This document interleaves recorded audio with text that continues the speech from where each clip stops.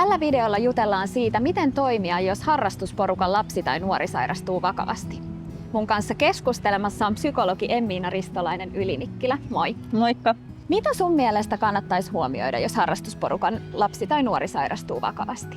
Riippuu vähän siitä, että miten tiiviisti siinä porukassa on mukana. Että jos on ainoastaan muutaman kerran käynyt, niin voi riittää ihan vaan se, että on toistaiseksi poissa.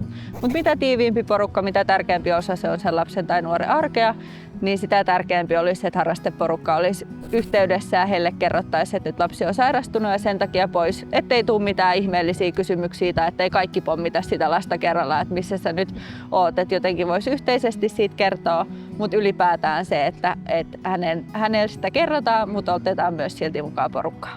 No voiko siitä harrastuksesta puhua vai voiko siinä tulla silleen, että tulee vähän pahaa mieltä, kun ei pääse itse sit osallistumaan?